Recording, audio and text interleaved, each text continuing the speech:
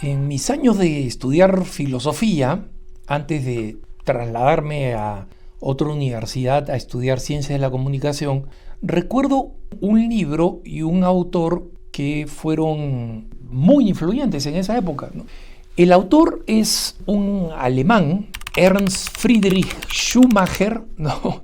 Ernst como Ernesto, solo que sin la E ni la O, Friedrich y Schumacher, para hacerlo fácil, como el famoso piloto de Fórmula 1, el mismo apellido alemán de lo que los fanáticos en español de Fórmula 1 llaman el Chumi, ¿no? Para referirse a Schumacher. Bueno, resulta que Friedrich Schumacher, que lo voy a llamar Fritz, porque así lo llamaban sus amigos y él se hacía llamar Fritz Schumacher para no enredarme con la pronunciación alemana, escribió un libro famosísimo que yo recuerdo haber leído, que se llama Lo pequeño es hermoso. Lo publicó originalmente en inglés porque Schumacher creció durante la época de la expansión del nazismo y, digamos, repugnado de lo que el nazismo significaba, que es bastante visionario porque, digamos, toda Alemania, todos los alemanes estaban convencidos de que el nazismo estaba trayendo una gran prosperidad económica, una gran fortaleza del sentido de nación, todo el mundo estaba contento. Y Schumacher no. Entonces, por razones de principio, se fue a vivir a Inglaterra. Entonces, entre su vida en Inglaterra, luego su cátedra en los Estados Unidos, muchas veces se lo ha considerado un anglo-alemán, ¿no? Porque tenía las dos nacionalidades. Entonces, su libro más impactante se llama Small is Beautiful, ¿no? Y se publica en inglés en 1973 en Inglaterra, después en Estados Unidos corrió como reguero de pólvora. Y este libro, traducido al español, Lo pequeño es hermoso, está disponible en internet, ¿no? Para los que se preocupan de no querer pagar por libros. Es un libro relativamente pequeño. Ahora, por si acaso es un libro un poco complicado, o sea que también en internet hay resúmenes del libro. Pero este libro recibió así aclamación internacional, ¿no? Cuando yo estaba estudiando filosofía, el libro ya tenía algunos años de publicado, pero había simplemente explosionado en esa época, se había vuelto muy famoso y había sido traducido a un montón de idiomas, entre ellos el español. Bueno, lo que yo no sabía es que Fritz Schumacher era un católico converso cuya conversión al catolicismo había comenzado con la lectura de las encíclicas sociales de los papas, que él no conocía. Porque Schumacher tenía este sentido común diciendo, ¿sabes qué?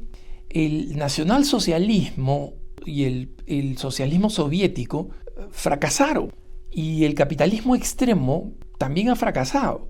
Entonces, aquí necesitamos una fórmula económica que se base en principios humanos. ¿Dónde está lo revolucionario de este principio?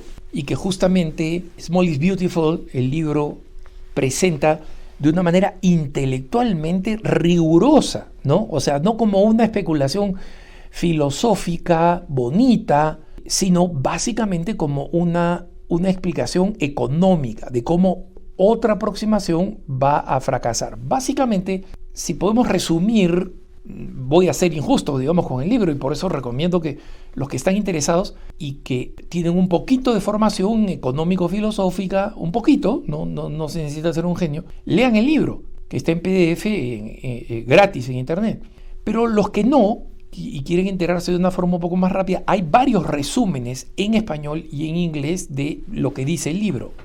Se basa básicamente en dos conceptos. Primero, si la economía no está asociada a valores culturales y humanos, no va a haber modelo económico que haga que un país sea próspero si está desvinculado de los valores culturales y éticos de un país. En este entonces él todavía no era católico, pero Schumacher viajó a India en 1960, después de que India estaba en todo el gran momento de transición con Mahatma Gandhi, ¿no? Y vio estas situaciones de terrible pobreza, de increíbles abismos económicos entre, digamos, las empresas inglesas, los famosos Marajas, ¿no? Los grandes nobles multimillonarios de la India, y la pobreza terrible de niveles de hambruna masiva que existían, entre otros. Entonces Schumacher dice, oye, mira, esto no va a cambiar si no cambia la cultura, en primer lugar. Y en segundo lugar, todos los neotecnócratas indios educados en Inglaterra, educados en Harvard, venían con estos proyectos de lo que llamaban gran tecnología. Hay que hacer grandes desarrollos tecnológicos, y estos grandes desarrollos tecnológicos van a cambiar la realidad de las ciudades, que es donde más se concentra la pobreza. Schumacher decía, oye, mira, eso va a ser un tremendo error. La tecnología tiene que estar a escala de las personas. Entonces, la tecnología no debe ser desarrollada en estos grandes, enormes proyectos de ultra desarrollo tecnológico que cambien dramáticamente una ciudad, sino que tienen que ser aplicados a escala de la población. De ahí viene el nombre Lo pequeño es hermoso. La tecnología que ayude a un pueblo rural a desarrollarse, a distribuir mejor la riqueza en ese pueblo, esa es la tecnología que se debe aplicar. Si la tecnología necesita ser un poco más alta, más sofisticada en una ciudad, la tecnología se tiene que adaptar a las necesidades humanas. ¿Y quién va a definir esas necesidades humanas? Una mentalidad que sea sensible a la cultura y a la ética. Entonces, este concepto fue absolutamente revolucionario, pero resulta que un amigo que había viajado con él y que hizo todas estas visitas a la India, le dijo a Schumacher, oye, qué curioso, tú dices más o menos lo mismo que dicen los papas católicos. Y Schumacher dice, ¿qué? Pero si los papas católicos hablan de dogmas y están ahí pues en su torre de marfil, ¿no?, gobernando la iglesia católica. Y le dijeron, no, es que tú no conoces las encíclicas sociales. Y especialmente yo te recomiendo la Rerum Novarum, la de 1891, o sea que no estamos hablando de una encíclica nueva, la del Papa León XIII, y también te recomiendo la de 40º Anno, que fue el 40 aniversario, escrito por Pío XI en 1931. Entonces, el asunto es que él lee estas encíclicas y se queda sorprendido porque dice, mira, todas estas son mis ideas, solo que alguien las ha articulado de una forma ordenada. Y curiosamente, tiempo después de esta visita, la encíclica que más le impresiona es la Humanae Vitae del San Pablo VI en 1968. Y como saben ustedes, es la encíclica en la que el Papa declara que el control de la natalidad va a ser catastrófico para la humanidad, para los seres humanos moralmente, pero también para el papel de la mujer en la sociedad, para la denigración de la mujer, y hace todo el pronóstico de las catástrofes que van a seguir si es que el control de la natalidad es defendido, propuesto o aceptado siquiera por la Iglesia, como muchos de los modernopensantes católicos querían. Entonces, acá estamos hablando de un economista que tiene el sentido común suficiente para aceptar, oye, lo que dicen las encíclicas sociales es bueno, pero ¿cómo termina leyendo Schumacher la Humanae Vitae? Y resulta que leyendo ahora la explicación de un biógrafo de Schumacher, dice, mira, la esposa y las hijas de Schumacher eran unas mujeres también muy pensantes, muy revolucionarias para la época, que estaban buscando una mejor comprensión del papel de la mujer.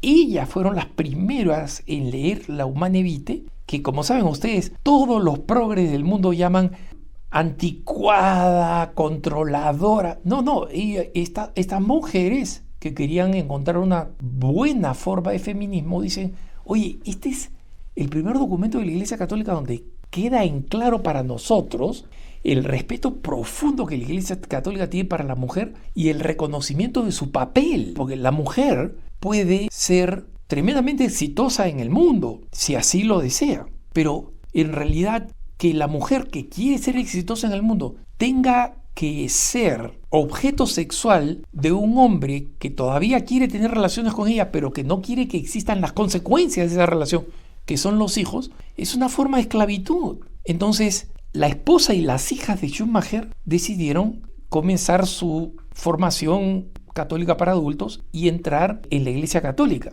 Entonces, Schumacher en ese momento no se sumó a la Iglesia Católica, pero le contó a este amigo que le había hecho leer las encíclicas sociales a Schumacher, le contestó: mira, ahora me pongo a pensar de que si el líder de la Iglesia Católica hubiera escrito algo distinto, o sea, hubiera terminado concediendo a las presiones del mundo y de las otras denominaciones cristianas, evangélicos, etcétera, aprobando el control de natalidad, creo que hubiera perdido completamente la fe en el papado. Cuando yo leía a Schumacher, él ya se había convertido al catolicismo, se convirtió en 1971, o sea, justo antes de publicar Small is Beautiful, y la publicación de Small is Beautiful yo la tuve que hacer, digamos, cuando estaba estudiando filosofía, porque estaba en el cruce de filosofía y de economía.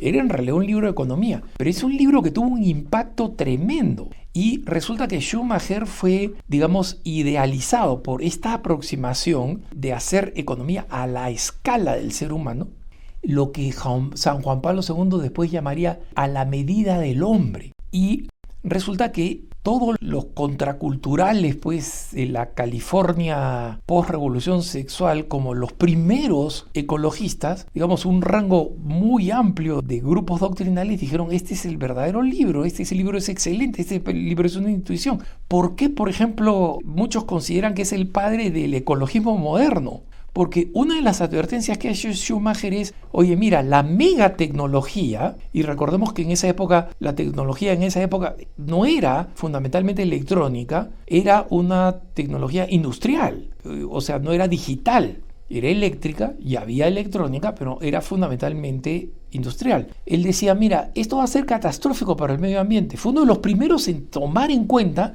que el medio ambiente podía ser víctima y terminar pagando las consecuencias de un desarrollo económico, de grandes inversiones en las grandes industrias, etcétera, que muchos países replicaron con efectos muy malos, tal cual él había predicho.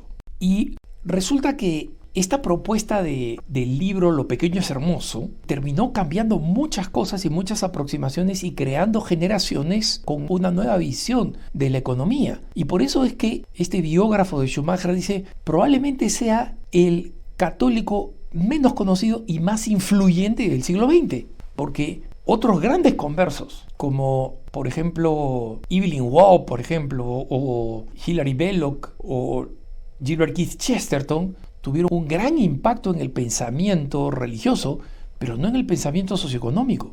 Schumacher murió en 1977 cuando tenía 66 años, no era muy mayor.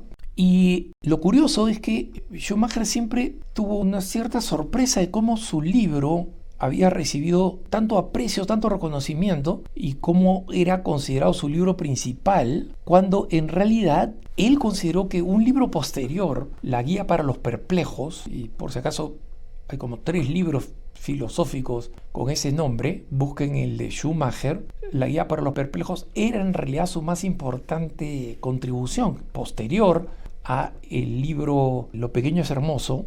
Y este libro es mucho más filosófico, es más complejo, es más corto también, pero él básicamente es una propuesta que es 100% católica, inspirada en la doctrina social de la Iglesia, sin ninguna mención a ningún texto religioso, y donde él utiliza muchos esquemas, muchos gráficos, ¿no? Pero si ustedes lo leen, se van a dar cuenta que básicamente él describe: mira, hay un orden natural de las cosas, de lo menos sofisticado, digamos, la naturaleza en su forma más elemental, minerales, piedras, etcétera, que va creciendo en sofisticación y que en la medida en que va creciendo en sofisticación merece más atención y más cuidado, hasta llegar a la cumbre de esto, que son los seres que tienen estas y estas y estas y estas características.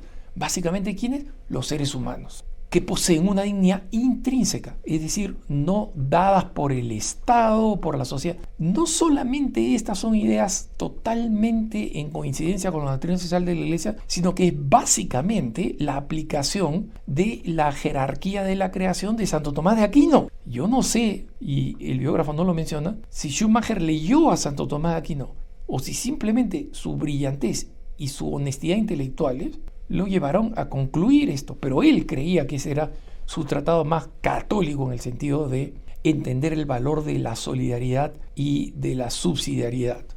Me parece importante compartirles esto porque muchas veces nosotros creemos que no hay grandes pensadores ni hay grandes héroes católicos, por lo menos no en el siglo XX.